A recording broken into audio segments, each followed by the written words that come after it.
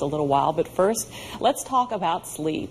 We all need it, some of us more than others, but if you're not getting good quality sleep, it can really affect your day-to-day life, and that's where the Sleep Disorder Center comes in. They can diagnose and treat a variety of sleep disorders, and Dr. Philip Connor is here to help us get those Z's that we all need. And I think more people than we realize are really tired. We're just tired all day.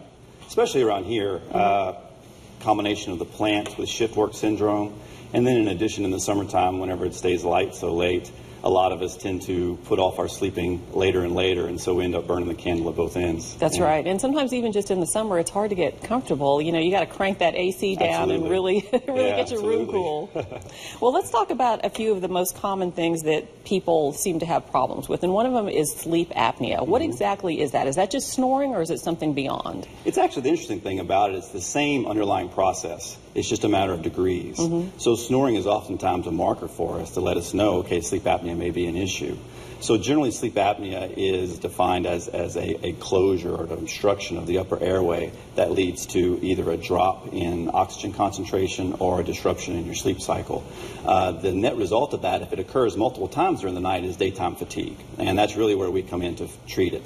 Because in addition to the fatigue, there is some long-term effects related to cardiovascular illness, weight gain, tiredness that can be really debilitating from your day-to-day life. All right, so it goes a lot further than just being tired. It can really affect your overall health. Absolutely. Okay, more men than women?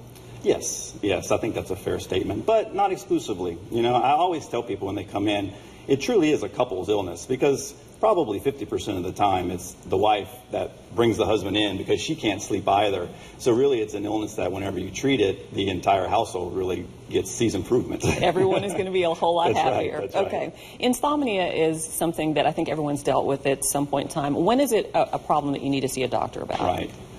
Generally what we say is that when it begins to affect your daytime activities. You know, so when you find yourself limiting yourself or not doing things you enjoy doing because you're tired or because you need to catch up on your sleep, that's a huge red flag that, look, something's wrong. I'm not able to get that rest. And the longer it tends to hang around, the more difficult it is because it tends to be self-reinforcing. And so over time, it just deteriorates and gets worse and worse. Okay. Now, narcolepsy is something that I think we make jokes about, you know, people that fall asleep. But is it more common than we realize? And it is. It's not a funny thing. It's similar to the sleep apnea in that it's sort of a spectrum illness. So generally what we think of narcolepsy is people just passing out in the middle of a conversation and into sleep. And that is truly a symptom, but it's one of the more severe symptoms. It can extend to just simply extreme tiredness in the daytime. You know, it generally presents in late adolescence to early adulthood and can be a lifelong challenge. It's a constant fatigability where you're not able to really rest in spite of the amount of sleep you get. And there are treatments available. There are, very effective treatments. All right, something I know my own mom struggles with, and it drives her crazy, is restless leg syndrome. I know a lot of women have that problem. That's also a treatable condition. Definitely.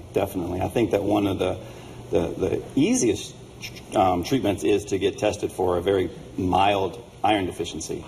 I think there's a strong correlation, which oftentimes why it occurs more frequently in women, is that very mild deficiencies in iron can result in significant restless legs. So I would recommend first getting that tested, and then if that is normal, then going on to the medication route, because there are some extremely effective treatments for that. Okay, and we just have a few minutes left, but we do want to mention that now you have the option of doing a home sleep study sometimes, instead of having to come into the center and sleep in there. Right. And it is, we've been monitoring for a while, and I think that the technology has now reached a point where we feel comfortable being able to do the home studies and diagnosing apnea.